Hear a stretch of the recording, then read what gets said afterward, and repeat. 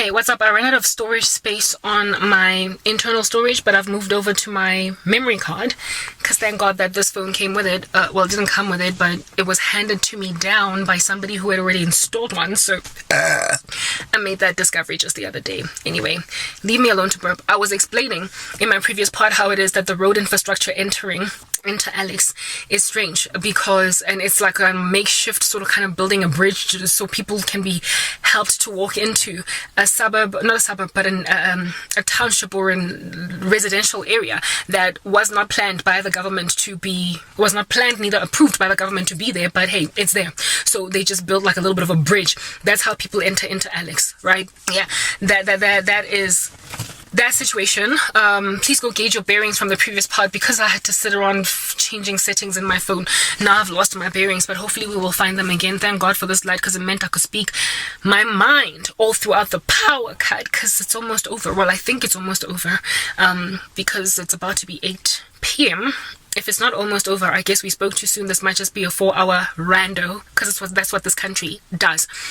Nonetheless, yes, I was talking about how Sandton is largely broken away from group areas in close proximity to it that are of the previously disadvantaged groups. By the time you get to Sandton, you have been like literally it's deep into the white only area historically under Group Areas Act. The entry, the beginning. Okay, let me say it this way so I don't confuse you, right? Think about how can I describe Sandton? Sandton is like the stomach and all the of Johannesburg, and all the other white areas are like going all the way from your epiglottis via your esophagus, like past your trachea via the epiglottis, going down your digestive tract, entering into the stomach before it can get there. It's all one big fat white supremacist suburb, but the one here at the beginning is at the tail end of historically disadvantaged areas. The outside environment of the mouth would be the tantamount of Soweto, Soweto, Lenasia, Eldorado Park, and all these places belong to black people, they belong to colored people, and they belong to Indian people. And when you enter into the mouth, you're going into Yeovil, you're going into Berea, you're going into Hillbrow, which was historically white. And as you go further, the epiglottis might be, Rosebank. And just the very beginning parts of like Houghton and all that stuff. And as you continue to swallow and go down the esophagus, the gastric tract and what have you, and you end up in the tummy, you are like passing places like Bryanston, which is also part of Sandton. But before you actually start to call Sandton, you first gotta go through Boma Rosebank, everything before you get to the heart. So like suburbs in Sandton are the farthest away from the historically disadvantaged. Yeah, so therefore they are the least afflicted by the apartheid crisis. Like if Hillbrow, just to explain to you what's going on, y'all might be like, Hillbrow, Schmillbrow, you don't know what that is. It is among the first places that was influxed by black people because it was closest to Soweto. It was closest to the black regions. Separate, like downtown Johannesburg was this like central Johannesburg place that linked all the suburbs together. So people flooded into the inner city first. The inner city of which was also white. White people were the ones that lived in the flats that were in downtown Joburg in Apartheid South Africa. But as soon as apartheid laws were brought down, black people moved into those flats and white people skedaddled. They skedaddled. And then after moving into the flats of downtown Joburg, they then were like, what's next?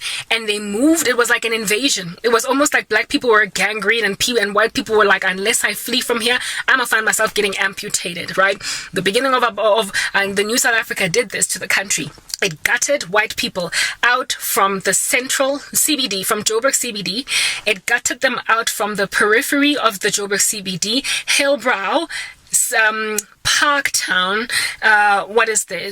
Yeovil, yeah, places like those, gutted them. But they were such affluent, like as in wealthy suburbs in that region that they never got afforded by these newly redeemed people that want to live in white areas. And so there are parts of that beginning part of previously white areas that are close to blacks, right, to black townships, and they are also close to downtown Joburg, which was central to all the suburbs across all of Johannesburg. They were so wealthy and so opulent that black people couldn't afford them. So today they're still wealthy. If anything, Nelson Mandela lived in one of them.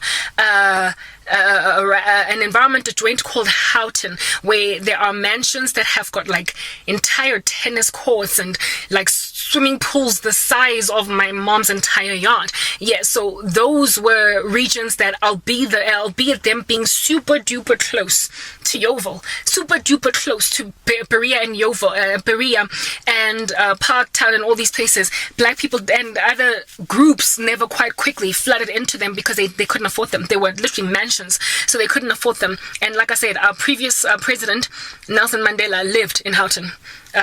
All the way up until he died. He lived in Houghton. Do you understand? And Houghton is still to this day some Lani neighborhood. It is still some super seriously funkified, Lani, bougie, expensive, it smells like gold neighborhood.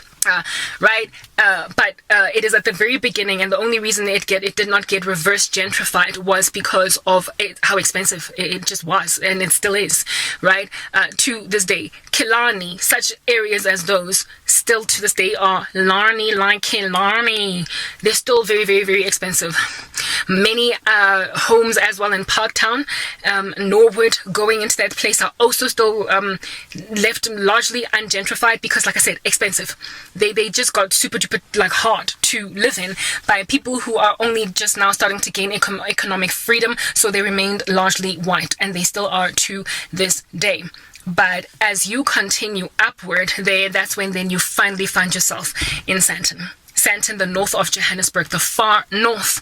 Whereas going northward was when you are starting to enter into Parktown, Killarney, Houghton, and all that jazz. And when then you finally find yourself chilling, hanging 10 in Sandton, that's when you are that is when you find yourself at the farthest cardinal point from central Johannesburg, which is just teeming at the falls with all these blacks and all these Indians and all these colors. Like, they just need to get out of this step-in, right, out of this joint. Yeah, no. So when it comes to electrical infrastructure and road infrastructure and any other kind of, architectural like benefit for the land, Sandton has remained largely like opulent. It has also remained largely maintained. It has also maintained its selfishness and greed to keep other people locked out.